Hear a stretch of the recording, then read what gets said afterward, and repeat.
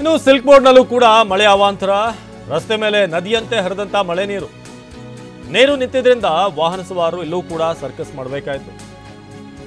ನೀರು ನಿಂತಿದ್ರಿಂದ ವಾಹನ ಸವಾರರು ಈಗ ಒದ್ದಾಡ್ತಿದ್ದಾರೆ. ಸಿಲ್ಕ್ ಬೋರ್ಡ್ನಲ್ಲಿ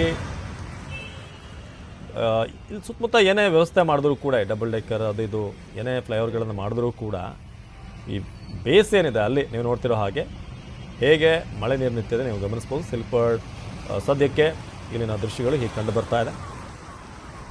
ವರ್ಷಧಾರೆಯಿಂದಾಗಿ ಬೆಂಗಳೂರು ಕೂಲ್ ಆಗಿದೆ ಹೌದು, ಆದರೆ ವಾಹನ ಸವಾರರಿಗೆ ಪಾದಾಚಾರಿಗಳಿಗೆ ನಿಜಕ್ಕೂ ಇವತ್ತು ದೊಡ್ಡ ತಲೆನೋವು ಶುರುವಾಗಿದೆ.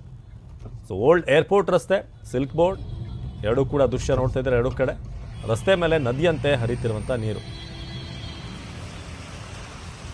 ಇದು ತನ್ನಂತಾನೇ ದಾರಿ ಹುಡ್ಕೊಂಡು ಖಾಲಿ ಆಗ್ಬೇಕು ಬಿಟ್ಟರೆ ಬಹುತೇಕ ಕಡೆ ಸೂಕ್ತವಾದಂಥ ವ್ಯವಸ್ಥೆ ಭಾಳಷ್ಟು ವರ್ಷಗಳಿಂದ ಕಂಪ್ಲೇಂಟ್ ಮಾಡಿದ್ರು ಕೂಡ ಕ್ಲಿಯರ್ ಆಗಿಲ್ಲ.